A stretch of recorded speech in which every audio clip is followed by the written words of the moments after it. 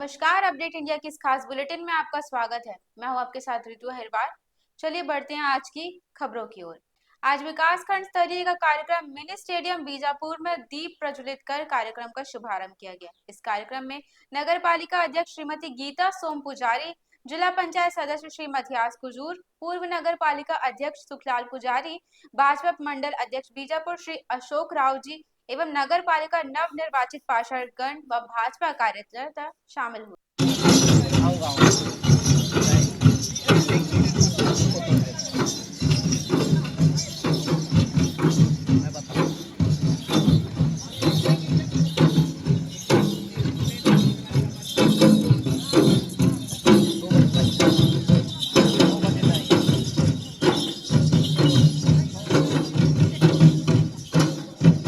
बढ़ते हैं अगली खबर की ओर, जो कि है कोरबा से। मंत्री लखनलाल देवांगन के खिलाफ पार्षदों को भड़काने के आरोप के बचाव में भाजपा नेता हितानंद अग्रवाल ने बयान दिया है। उन्होंने वायरल ऑडियो की जांच कराने के साथ ही खुद को फंसाने और छवि धूमिल करने विरोधियों द्वारा भांति भांति के लोगों को सुपारी देने का आरोप लगाया है। भाजपा के अधिकृत सभापति प्रत्याशी हितानंद अग्रवाल ने मीडिया से चर्चा में कथित वायरल ऑडियो क्लिप को एक यूट्यूब पत्रकार और कुछ तथाकथित नेता की साजिश बताई है। उन्होंने कहा, सभापति चुनाव अब पूर्व की बातों को लेकर ऑडियो क्लिप तैयार किया गया है, जिसे अब वायरल किया जा रहा है। मैं बहुत छोटा कार्यकर्ता हूँ। यहाँ संगठन ने मेरे ऊपर कमल का निशान लगा के और मुझे सभापति के लिए कहा कि आपको और नामांकन भरना है। तो ये विषय संगठन के जांच का विषय है। इसमें मैं किसी के लिए बोलूं तो ये छोटी मुंह बड़ी बात हो जाएगी। संगठन को अपने स्तर पे जांच करना चाहिए। संगठन जैसा भी फैसला तय करेगा वो निश्चित ही सही फैसला तय करेगा। आपने बताया कि वीडियो को एडिट करके लगाया गया है, तो आप ये जो वायरल वीडियो है इसके संदर्भ में किस तरह की जांच चाहते हैं आप? देखिए, जो वायरल वीडियो में कोई भी बात सच नहीं है। वायरल वीडियो में जितनी भी कहानी और मिर्च मसाला लगा के और लोगों के सामने कहानी प्रस्तुत करने की कोशिश की गई है, एक पिक्चराइजेशन करने की कोशिश की गई है, उससे कहीं ना कहीं और हमारे साथ संगठन की भी छवि धूमिल होती है। आज हम विरोध करते हैं कि आज वो हमारी चीजों को काट पीट के और मर्ज करके मैनिपुलेटेड करके ऐसा क्यों दिखा रहा है। और दूसरा, उसमें आप हमारी लाइन को सुनिए और उनके द्वारा बाकी स्क्रिप्ट को सुनिए, वो एक दूसरे से कहीं मैच होती दिखती नहीं है। आज वो उसी प्रकार का है। आज ये तो मैं भगवान का शुक्रिया अदा करूंगा कि उन्होंने यहीं तक किया। वो चाहते तो और मेरे चेहरे को और किसी और गलत स्थान पे वो दिखा के, या तो मेरे चेहरे की जगह दूसरा चेहरा लगा के या किसी गलत के साथ मेरे को खड़ा करके और उसे उसके साथ कुछ गलत चेहरा लगा के, आजकल एआई का जमाना है, तकनीकी का जमाना है, कुछ भी संभव है कि किस प्रकार से वो उलट फेर कर सकते हैं। तो जितनी राजनीति गिर गई है उस राजनीति में मेरे को बड़ा ये खेद होता है और आप लोगों से आग्रह है कि आप लोग सुनिएगा। बढ़ते हैं अगली खबर की ओर, जहां विधानसभा में मंगलवार को ध्यानाकर्षण काल में पीएचई विभाग में उप अभियंताओं की भर्ती का मामला उठा। भाजपा विधायक राजेश मूणत के साथ नेता प्रतिपक्ष डॉक्टर चरणदास महंत ने ध्यानाकर्षण लाते हुए कहा कि सिविल इंजीनियरिंग करने वाले डिप्लोमाधारी योग्य लेकिन डिग्रीधारी योग्य नहीं है। भाजपा विधायक राजेश मूणत ने कहा कि ज्यादा पढ़ने वाले अयोग्य और कम पढ़ने वाले कैसे योग्य हो जाते हैं। पीडब्ल्यूडी की भर्ती में ये योग्य हो जाते हैं, लेकिन पीएचई की भर्ती में अयोग्य हो जाएंगे। इसमें नियमों का परीक्षण किया या नहीं? 2017 में आपके विभाग ने ही डिग्रीधारी को सब इंजीनियर बनाया था, आज क्यों नहीं?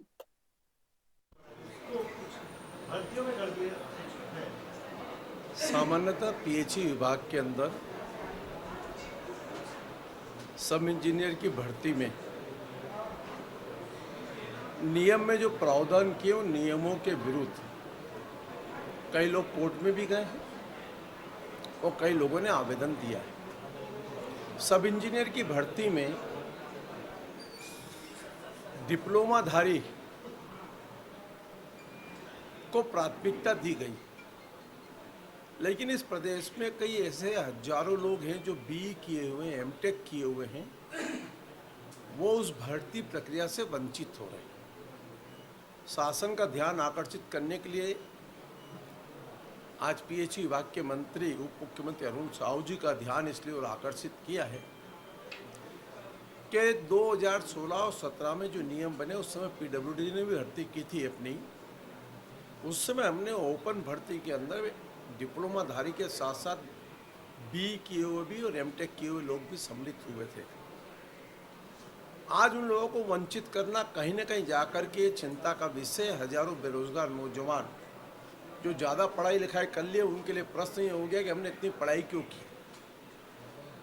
और इसीलिए इस प्रश्न के माध्यम से कुछ लोग कोर्ट गए हैं और हिमाचल प्रदेश में इस विषय को लेकर के एक सुप्रीम कोर्ट का गाइडलाइन स्पष्ट आ चुका है कि जिसके अंदर डिप्लोमाधारी के साथ साथ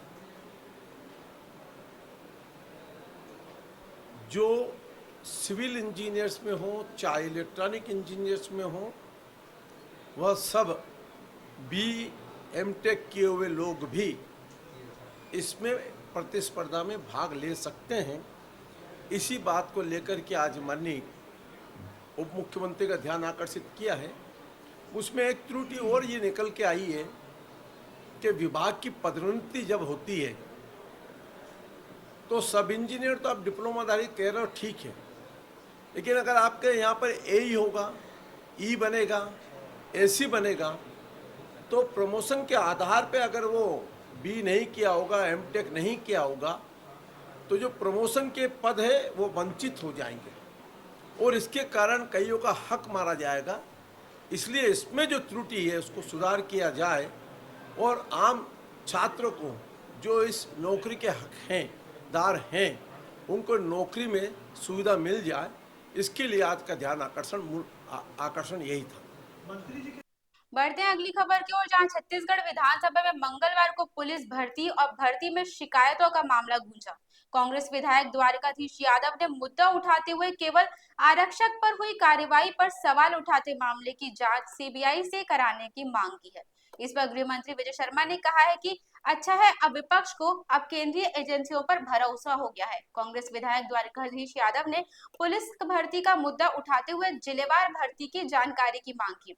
फरवरी 2025 तक रिक्त पदों की संख्या कितनी है, कब तक पर्याप्त भर्ती होगी, इसके साथ भर्ती में त्रुटि और कार्यवाही की जानकारी भी मांगी है। डिप्टी सीएम विजय शर्मा ने जवाब देते हुए बताया कि छत्तीसगढ़ में वर्तमान में पुलिस भर्ती प्रक्रिया ने शिकायतों की संख्या 1 जनवरी 2024 से 15 फरवरी 2025 तक बिलासपुर जिले में 2 शिकायत प्राप्त हुई है और राजनांदगांव में एक उप निरीक्षक से शिकायत प्राप्त हुई। इस मामले में कार्रवाई की गई है। उन्होंने ये भी बताया कि अभी भर्ती प्रक्रिया विचाराधीन है। क्लस्टर लेवल फेडरेशन CLF जो 2,60,000 से अधिक महिला स्व सहायता समूह बने हैं, उसमें विलेज लेवल ऑर्गेनाइजेशन VOs बने हैं। एक विलेज में, एक पंचायत में जितने महतारी सदन है वो है, और फिर VOs को मिलाकर CLF बना है। तो हम लोग कोशिश ये कर रहे हैं कि CLF लेवल पर पहले वो बन जाए, क्योंकि महिलाओं की बड़ी समितियां वहाँ होती हैं और उन बड़ी समितियों में वहाँ उनके बैठने की व्यवस्था हो जानी चाहिए, इसलिए इसको प्रारंभ कर रहे हैं। तो प्रारंभ करते समय सोचा कि पहले बस्तर से और सरगुजा की तरफ से हो जाए, और संयोगवश ये है कि वहाँ प्रायः भाजपा के ही सारे विधायक हैं, लेकिन मैंने उनको गिनाया कि गोंडवाना गणतंत्र पार्टी के सदस्य के भी क्षेत्र में गया है और 6 कांग्रेस के विधायक हैं, 7 कांग्रेस के विधायक हैं, उनके भी क्षेत्रों में प्रधानमंत्री महतारी सदन बना है। तो उनकी ये चिंता कि किसी तरीके से पार्टी और राजनीतिक दल के आधार पर इसमें डिस्क्रिशन किया जा रहा है, ये चिंता जायज नहीं। पर्याप्त कार्यवाहियां हुई हैं। ये वही भर्ती की प्रक्रियाएं हैं जिनको कांग्रेस ने 5 वर्षों में कांग्रेस पूरा न कर पाई। वर्तमान में भर्ती की स्थिति में आप देख लें कि हमारे यहाँ 5,900 कांस्टेबल की भर्तियां हैं। हम लोगों ने इनके 6 साल से रुके हुए सब इंस्पेक्टर की भर्ती की प्रक्रिया पूर्ण कर उनकी प्रशिक्षण करवाए जा रहे हैं। अब विभाग को कम से कम उतने अधिकारी मिलेंगे। 341 हम लोगों ने नए पद और निकाले हैं। हमने 1500 महिलाओं के पद नगर सेना में निकाले हैं, 500 नगर सेना में और सामान्य पद निकाले हैं, उनकी भर्ती प्रक्रिया चल रही है। और आज मैं आपको सदन में और अवगत कराऊंगा कि कितने और पदों का सृजन किया गया है जिनके माध्यम से अभी आगे भर्ती की प्रक्रियाएं चलेंगी। ये सारी भर्ती की प्रक्रियाएं शुचिता के साथ चल रही हैं। वहाँ जो आरोप लगाया गया है उसमें राजनांदगांव में कठोरता से कार्रवाई हुई है, जितने भी प्रक्रिया वहाँ हुई थी सबको समाप्त करके, भंग करके, और उस नई भर्ती की प्रक्रिया राजनांदगांव जिले की भर्ती की प्रक्रिया छुईखदान में चल रही, खैरागढ़ छुईखदान जिले में चल रही है, क्योंकि रेंज वही है परंतु जिला बदलना था। और वो जो वहाँ पर एक आरक्षक की मृत्यु का विषय आया है, उस पर 5 सदस्यीय टीम बना करके, और वह भी राजनांदगांव से इतर मानपुर मोहला जिले के एडिशनल एसपी को उसमें मुखिया बना करके उसकी जांच कराई जा रही। मैं सोचता हूं कि इतनी कार्यवाहियां तो आपको देखने पर कहीं नहीं मिलेंगी। एक भर्ती की प्रक्रिया में अगर कोई विषय आता है तो बिलासपुर में भी भर्ती की प्रक्रिया के लिए 2 जो विषय आए हैं उस पर भी बड़ी स्पष्टता के साथ आपको आश्चर्य होगा जान करके कि वहां पर लोगों में जब ये विषय गया तो 95,000 लगभग वीडियो देखकर 129 प्रकरण निकाले गए जिसमें डिस्क्रिपेंसी थी। और 129 प्रकरण निकालकर छुपा कर नहीं बैठा भाई कोई, ले जाकर के हाई कोर्ट में सूची पहुंचा दी, इन 129 में हमको डिस्क्रिपेंसी मिली है, और इस डिस्क्रिपेंसी के लोगों के रिजल्ट नहीं निकाले जाएंगे। लेकिन हम क्या उसमें कर रहे हैं, उसके लिए हमको हाई कोर्ट के निर्णय की प्रतीक्षा करनी होगी, क्योंकि सब जुडिस विषय हो गया तो अब एक बार हाई कोर्ट का निर्णय उसमें आ जाए। इस बुलेटिन में फिलहाल इतना ही। इसी तरह की और जानकारी के लिए बने रहिए अपडेट इंडिया के साथ। तब तक के लिए नमस्कार।